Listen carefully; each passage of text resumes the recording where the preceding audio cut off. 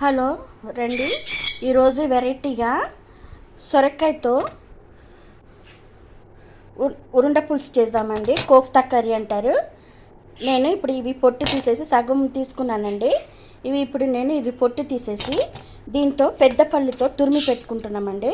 First ఇవి పొట్టు తీసి తురిమి పెట్టుకొని తర్వాత కోఫ్తా కర్రీ ఎలా చేయాలో చూపెడతానండి. చూడండి, ఇప్పుడు నేను సొరకాయ ఇట్లా తురిమి పెట్టుకున్నానండి అన్నీ. అలానే మసాలా చూడండి, ఒక హాఫ్ స్పూన్ కారము, హాఫ్ స్పూన్ పసుపు, ఒక స్పూన్ గరం మసాలా పొడి, ఒక స్పూన్ సోంపు, ఒక స్పూన్ అల్లం వెల్లిగడ్డ, కొంచెం సాల్ట్ తీసుకున్నానండి.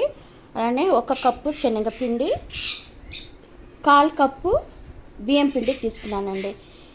అలానే కరివేపాకు సన్నగా తరిమి పెట్టుకున్నాను, కొత్తిమీర సన్నగా తరిమి పెట్టుకున్నానండి. అలానే ఉల్లిపాయ కూడా సన్నగా తరిమి పెట్టుకున్నాను. ఇప్పుడు ఇవన్నీ వేసి మిశ్రమం మొత్తం వేసి మన చపాతీ పిండిలాగా గట్టిగా పెట్టుకున్నామని. వాటర్ వేయవద్దు, ఎందుకంటే మనకు ఆల్రెడీ ఈ సొరకాయలో మనకు వాటర్ ఉండే వల్ల ఈ పిండి వేసే కలుపుదామండి, వాటర్ వేయకుండా. రండి ఎలా చేద్దాం చూద్దాం. చూడండి, ఇప్పుడు కరివేపాకు, కొత్తిమీర ఇవన్నీ తీసి మిడిల్లో పెట్టుకుందామండి. ఇప్పుడు దీంట్లో మనం మసాలన్నీ చెప్పిన పసుపు, కారం, గరం మసాలా, సోంపు, అల్లం వెల్లిగడ్డ, సాల్ట్ ఇవన్నీ మొత్తం దీంట్లో వేసేద్దామండి. అలానే సన్నగా తరిమిన ఉల్లిపాయ కొంచెం వేద్దామండి. అలానే ఒక 1/4 కప్ అంతా బియ్యం పిండి వేస్తున్నాను. అలానే ఒక కప్ అంతా శనగపిండి వేస్తున్నానండి. ఫస్ట్ ఇవి కొంచెం కొంచెం వేసి కలుపుకుంటాము. ఇవన్నీ మొత్తం కలపాలండి మంచిగా, మన చపాతీ పిండిలాగా కలపాలా, అస్సలు వాటర్ వేయకుండా కలపాలండి.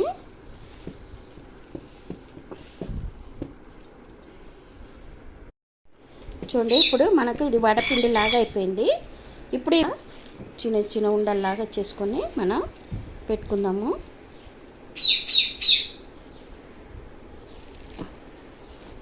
అప్పటి వరకు కడాయిలో ఆయిల్ వేసి నానబెడదామండి.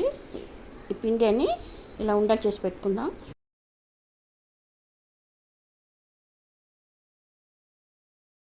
చూడండి, ఇప్పుడు నేను కడాయి పెట్టి ఆయిల్ వేసిన, ఆయిల్ కాగింది చూడండి.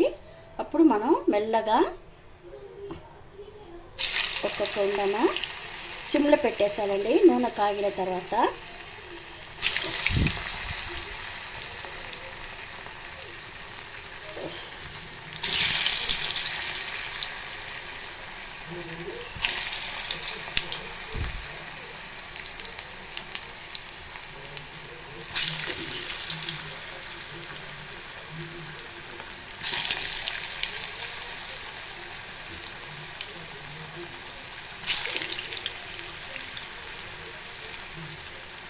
వేసి కొంచెంసేపు అయినాక కలపాలండి, అప్పటి వరకు కలపొద్దు.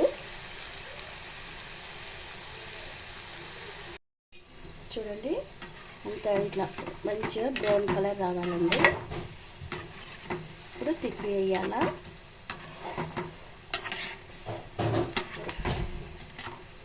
ఇది ఎంతో ఆరోగ్యానికి చాలా మంచిది కూడా అండి. సొరకాయ ఎన్ని రకాలుగా మనం తింటాము, ఇలా కూడా మీరు మన సొరకాయ తురిమి బాల్ లాగా చేసుకొని కూర వేసుకొని కూడా తినవచ్చు. ఇది ఇలానే కూడా మనం టమాటా చాస్ అట్లా పెట్టుకొని మనం తినవచ్చండి. అలానే మళ్ళీ ఇంకా వేస్తాం.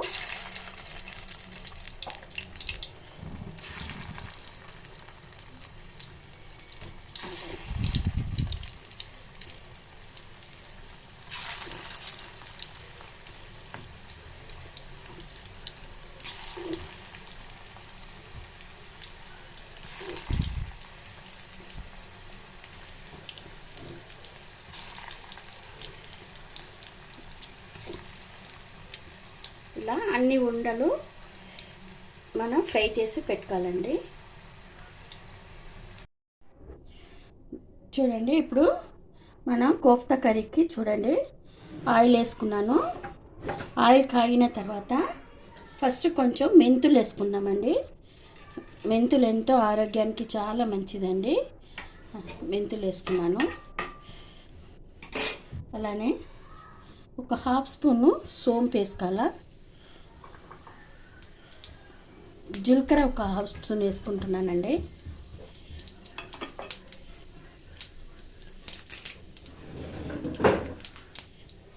అలానే కరివేపాకు ఇది మంచిగా ఫ్రై కానివ్వండి.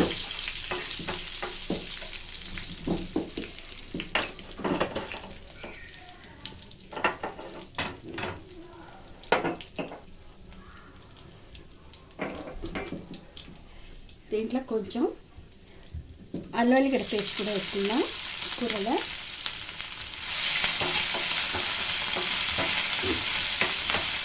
ఇది కూడా ఉల్లిపాయ చూడండి, ఉల్లిపాయ పేస్ట్ చేసుకున్నాను. ఉల్లిపాయ పేస్ట్ కూడా ఎదురుండనే వేసుకున్నాను. ఉల్లిపాయ పేస్ట్ పచ్చివాసన పోయేంత వరకు ఫ్రై చేయాలండి.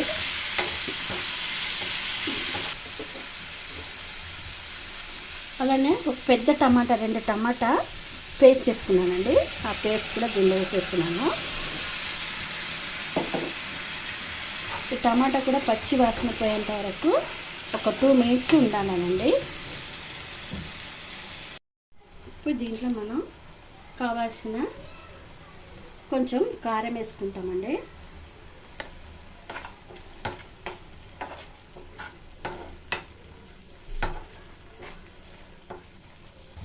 అలానే హాఫ్ స్పూను పసుపు,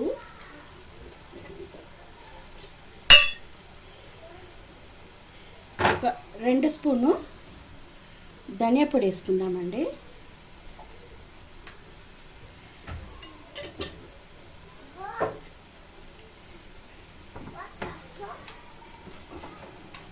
ఇవన్నీ ఫ్రై కానివ్వండి. ఇలా మంచి ఒక్కసారి కలిపేసి ఇప్పుడు దీంట్లో కొంచెం వాటర్ వేసుకుందాం. కొంచెం వాటర్ వేసుకుందామండి. అలానే కావాల్సిన సాల్ట్ వేసుకుందాం. ఇప్పుడు ఇది బాగా మసలండి.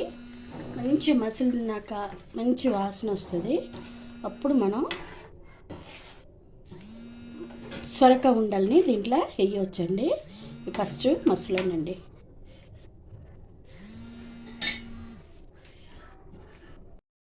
ఇప్పుడు దీంట్లో నేను కొంచెము చింతపండు నానబెట్టి గుజ్జు పెట్టినానండి. ఆ చింతపండు గుజ్జు కూడా దీంట్లో వేసేస్తున్నాను.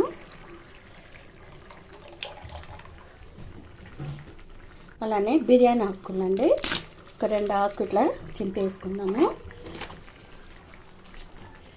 ఇప్పుడు ఇది బాగా మసలండి మంచిగా. ఒక 2 మినిట్స్ ఉండని. చూడండి అన్నీ సొరక ఇది అన్నీ మొత్తం ఉండలు చేసి ఫ్రై చేసి పెట్టుకున్నామండి. ఇది చల్లగా అయిపోయిందండి. ఇప్పుడు చూడండి కూర బాగా మసులుతుంది. ఇప్పుడు దీంట్లో ఒక 2గా వేసేద్దామండి. ఎంతో చాలా రుచిగా ఉంటుందండి. సొరక ఆరోగ్యానికి చాలా మంచిది కూడా. ఎన్నో వెరైటీగా చేస్తారు. ఇలా కూడా మీరు వెరైటీగా చేసుకొని తింటే చాలా బాగుంటుంది. పిల్లలు కూడా ఇష్టంగా తింటారు. చూడండి ఎంత మంచి ఉందని. చాలా నేను ఒక 5-6 తీసి పెట్టినాను. ఉట్టిగా కూడా తినవచ్చు. ఇది ఒక 2 మినిట్స్ ఉంటే చాలండి. ఎందుకంటే ఇవన్నీ మొత్తం మనం ఫ్రై చేసినది కదా, దీనిలో ఉప్పు కారం పులుపు అన్నీ దిగుతుంది. ఒక 2 మినిట్స్ ఉండండి. 2 మినిట్స్ అయిపోయింది. చూడండి ఎంత బాగున్నాయి చూడండి. చూడడానికే కలర్ఫుల్గా మంచిగా ఉండదండి. ఇప్పుడు దీంట్లో మనం కొత్తిమీర చల్లుకుందామండి. అంతేనండి, సొరక కోఫ్తా కర్రీ రెడీ అయిపోయిందండి. సొరక ఉండ కర్రీ అండి. ఇది ఎంత టేస్ట్గా ఉంటుందండి. మీరు కూడా ఇలా మీ ఇంట్లో చేసి చూసి ఎలా ఉందని కామెంట్ చేయండి.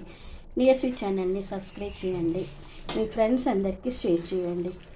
రండి భోజనం చేద్దాం.